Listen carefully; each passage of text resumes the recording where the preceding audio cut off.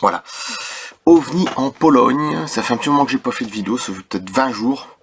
Et c'est un passage très intéressant. Ça s'appelle la zone du mont du Faucon. Pas du vrai, hein, du faux. Voilà, alors c'est parti. Avec la musique un peu angoissante, là j'ai fait exprès.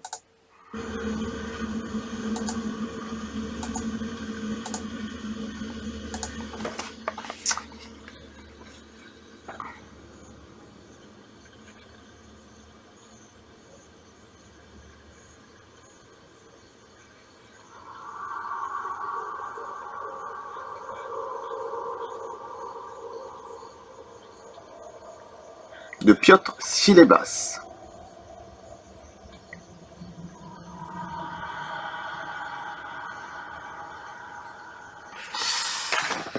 Allez, j'espère qu'il y a une bonne couleur. Moi, je pense que c'est bien. La zone du mont du Faucon. À 9 km au sud-ouest de la colline Osson, nichée au milieu des collines rocheuses calcaires et de forêts denses, se trouve Olsztyn, une petite commune située au pied du monumental mont du château Casimir le Grand. Un roi polonais du XIVe siècle, 1300, a transformé la forteresse locale en une vaste ville fortifiée. Les ruines du château d'Olsztyn, avec ses tours en pierre et son donjon de 30 mètres de haut qui ressemble à une cigarette à l'envers. Hein, on voit déjà le truc, hein, comme un champignon mais à l'envers. Enfin, plus ou moins. Ont résisté jusqu'à nos jours et sont devenus un lieu touristique. Oui. La région entière regorge d'histoires et de légendes. L'une des plus récentes remonte à 1996. Et écoutez, parce que c'est vachement intéressant. Quand des témoins qui vivent à proximité du château ont vu une mystérieuse sphère qui a éclairé toute la pente orientale du mont où se dressent ses ruines. Christina s'est réveillée à 3h45 en constatant que sa chambre était remplie de lumière qu'elle a décrite comme éblouissante. Essayant de localiser sa source, elle a remarqué un objet brillant sur les rochers en dessous du château. Quelques instants plus tard, l'engin s'est envolé, mais une intense lueur est apparue sur l'autre versant de la colline. Stupéfaite, elle a décidé de réveiller son fils. D'après leur témoignage, l'objet a changé de position et bientôt deux nouvelles lumières sont apparues. L'une parmi les rochers et l'autre à proximité de la tour. Cette dernière a monté et descendu, et d'après un autre témoin, Madame N, sa surface était couverte de sortes de bandes. Dans la phase finale de l'observation, tous les ovnis ont commencé à s'éloigner lentement. Le plus petit d'entre eux, celui qui montait et descendait, est parti dans la direction de Przemiłowice. À la fin de l'été 2004, le village d'Olsztyn est devenu le centre d'une activité ufologique inhabituelle avec plusieurs incidents très étranges. Été 2004, l'une des premières rencontres a eu lieu dans la forêt du mont du Faucon qui longe Przemiłowice au sud. Deux jeunes amis, partis se promener aux alentours de 18h, marchant sur un chemin de terre entre les champs, ils ont été témoins d'une explosion de lumière très intense de forme rectangulaire. Cela ressemblait à un écran avec des bords arrondis, de la même couleur que du magnésium en train de brûler, autrement dit une lumière éclatante. L'objet s'est éteint après quelques secondes d'observation au-dessus de la vieille forêt qui s'étend au nord du mont du Faucon. C'est marrant, c'est toujours même aux alentours. Hein. Et il y a beaucoup d'histoires en Pologne d'ovnis, c'est incroyable. Hallucinant. Soudain, l'objet est réapparu en produisant un flash. D'abord devant le soleil couchant, puis plus bas au niveau de la cime des arbres.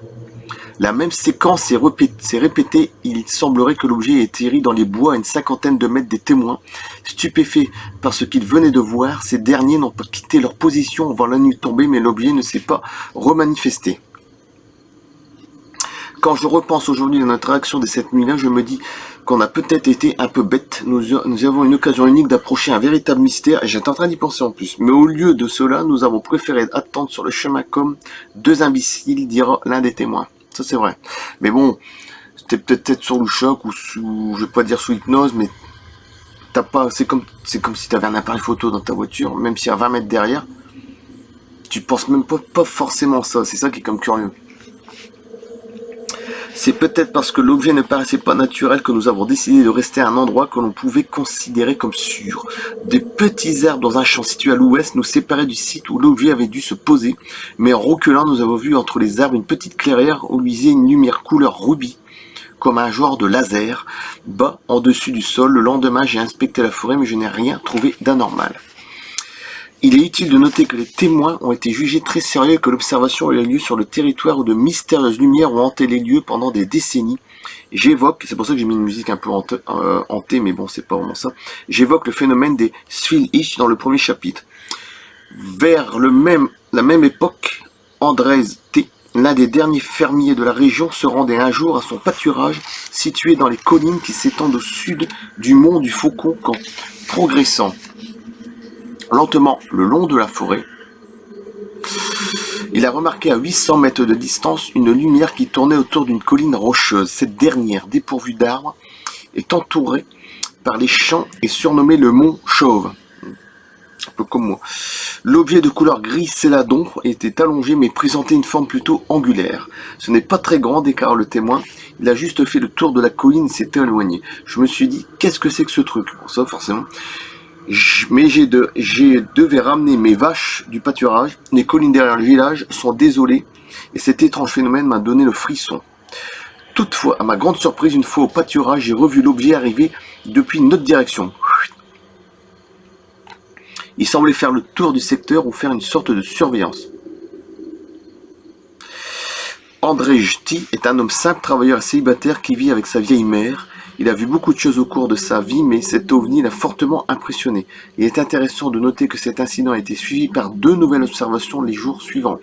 Donc c'est pas fini. Le lendemain de ma première observation d'ovni, je travaillais à la ferme et il faisait nuit quand j'ai vu une puissante lumière en face du portail, comme celle-là.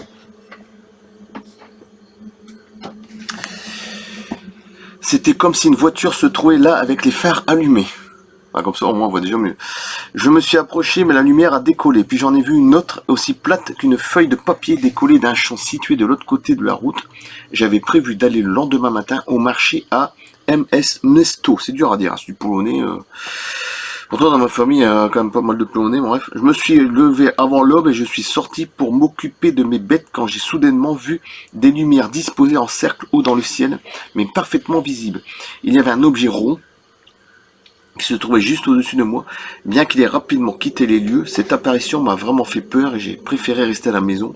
C'était la dernière fois que je voyais quelque chose d'étrange dans la région. Faut pas demander le nombre de choses qu'ils ont dû voir. Les voisins d'Andrej lui ont avoué par la suite avoir également vu d'étranges lumières. Ces objets n'étaient pas tellement spectaculaires, mais de toute évidence anormaux. Il est aussi intéressant de noter que toutes ces lumières sont apparues sur une courte période de quelques jours et qu'elles ont ensuite disparu pour de bon. Depuis lors, plus rien d'insolite n'a été signalé dans le secteur. La vague d'observation de 2004, alors c'est étrange parce que c'est une vague d'observation de 2004 qui s'est située dans la zone du mont du Faucon en Pologne. Alors là, pourquoi j'en sais rien, en été, comprend en outre 2 rencontres avec des humanoïdes non identifiés. En plus, le premier témoin, Marcin, s'appelle Marcin, était parti de CIN, Marcin, pas Martin, Marcin, était parti se promener un soir avec son chien. Il rentrait de sa balade quand il a décidé de prendre un raccourci à travers les bois. Soudain, il a vu un petit être apparaître à ses côtés et se mettre à tourner autour de lui en dansant ou en sautillant. Il faisait sombre et il a seulement pu voir que l'entité était de petite taille et fluette. Pris de peur, Marcin s'est mis à courir jusqu'à son domicile qui ne se trouvait plus par chance qu'à quelques centaines de mètres. J'aimerais préciser que lorsqu'on reporte ces événements sur une carte, il ressort que ceux-ci se concentrent sur un triangle dont les côtés mesurent moins d'1,5 km de longueur. Triangle des Bermudes, hein, c'est toujours un truc, il y a toujours quelque chose de toute façon, mais là c'est pas le même triangle. Le dernier incident, c'est bizarre, hein. C'est comme la parallèle 22 ou 23, où il y a des choses qui se trouvent... je sais plus si c'est ça les phénomènes bizarres. Parallèle 22 ou 23. Faites des recherches, ou c'est peut-être un autre chiffre, je sais plus. Et ça se trouve sur le même secteur. De toute façon, le château de Chambord, les châteaux de la Loire, tous les châteaux, ils sont sur la même ligne, à peu près sur la même ligne, je vais dire, jusqu'au Mont-Saint-Michel, et tout, ils se rejoignent jusqu'en Égypte, les pyramides. C'est pas hasard, hein, je vous dis que c'est vrai. Ça, c'est... comment ça fait? Ça va me revenir, ça. Le dernier incident s'est déroulé à peu près plus d'1 kilomètre d'Idié-Qualac, seulement de cette zone. Mais une petite carrière située à proximité d'un village, 3 adolescents ont allumé un feu et lorsque les flammes ont éclairé les alentours, ils ont remarqué avec stupeur qu'un visage blanc dissimulé derrière une petite souche était en train de les observer. Camille B, qui est aujourd'hui entrepreneur, a été le premier à l'apercevoir et pour lui, l'être devait être soit très petit, soit se tenir à quatre pattes. Il était d'un blanc intense, avec la bouche à moitié ouverte, sa peau qui ne laissait voir aucun ride, un peu comme moi, hein, mais paraissait comme étirée, ressemblait à du plâtre. C'était une tête humaine, mais avec des traits étrangers. Les yeux étaient de taille normale, mais plus ronds, noirs, à l'intérieur et probablement dépourvus de paupières. Slavek K, l'un des deux autres témoins, a rencontré la même chose. Les trois amis ont eu suffisamment de temps pour scruter attentivement la tête qui est restée constamment cachée derrière la souche. Finissant par être gagnés par la panique, ils se sont mis à insulter leur observateur dans l'espoir de le faire fuir. Ils pensaient au départ être victimes d'une mauvaise farce avant de lancer des bouts de bois et des pierres dans sa direction, mais n'ont constaté aucune réaction. Aucun d'entre eux n'ayant sur lui son téléphone portable et donc dans l'incapacité d'appeler au secours, les trois témoins se sont résolus à retourner au village, mais non sans savoir d'abord éteindre le feu. Ce qu'ils étaient précisément en train de faire quand ils ont remarqué que la tête avait disparu. Terrorisés et redoutant d'être attaqués dans les bois qui les séparaient du village, les témoins se sont empressés de piétiner les dernières braises encore fumantes du foyer avant de rentrer chez eux en courant. Fort heureusement, l'intrus au visage blanc n'est pas réapparu. Bah si il est pacifique ça va, mais après si commence à être méchant ou je sais pas quoi, bon là c'est plus la même chanson. Jamais ces trois témoins n'ont pu expliquer ce qu'ils avaient vu, mais moi non plus. Comme cet incident a eu lieu dans la même période que les autres observations de Psy Milovis, j'ai jugé donc de l'inclure dans ma liste de phénomènes ufologiques à haut degré d'étrangeté. Salek et Camille, qui auraient aimé trouver une explication conventionnelle, m'ont dit que la seule idée qui leur est venue à l'esprit est que le visage pouvait être un fan de gothique ou de métal maquillé en train d'errer de nuit dans les bois. Mais lorsqu'ils y repensent aujourd'hui, ils se disent que le visage était trop bizarre pour être humain. La vague de Psymolis, je sais même pas ce qu'il foutrait là, un fan de gothique, bref. La vague de Psymolis a fourni aux chercheurs une bonne occasion d'étudier la psychologie autour du phénomène OVNI. Les témoins n'ont pas menti et n'ont montré aucune tendance à montrer des canulaires. Ils étaient des membres ordinaires de la communauté locale qui avaient vécu des expériences hors du commun et qui ne souhaitaient pas en parler, ni même voir leurs histoires s'ébruiter. Pour les habitants de la région, la vie privée et la liberté personnelle sont ceux qu'il y a de plus important et j'en suis parfaitement conscient. J'ai vécu ici toute ma vie, je connais personnellement les témoins, vous aimeriez sûrement savoir si j'ai vu moi-même un ovni en 2004. Désolé, je ne vous en dirai rien puisque cela relève de ma vie privée. En tout cas, moi j'en ai vu même avec mon père. J'en ai vu des trucs, hein, je vais pas répéter, l'ovni, voilà, j'étais dans le couloir de ma maison, j'ai senti qu'on m'appelait par télépathie, je l'avais déjà dit.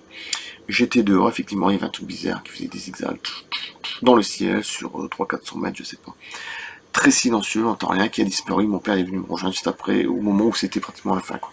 Les 10-15 secondes qui restaient. Voilà. Comme une télépathie, quoi. Voilà, je dis pas de bêtises, parce que on m'a d'un air à dire, il faut que j'aille dehors. Et effectivement, dans le ciel, il y avait quelque chose. Voilà, et j'ai été dehors, directement. Comme hypnotisé par la chose. Voilà, la zone, et il y a des autres trucs aussi que je ne dirai pas trop parce que bon, paralysé dans le lit, etc. La zone du mont du Faucon. Très intéressant, OVNI en Pologne, ça fait une vingtaine de jours que je n'ai pas fini d'eau. Voilà. J'ai changé de fond derrière, bon, je voulais changer un peu d'ambiance. Et à bientôt, merci.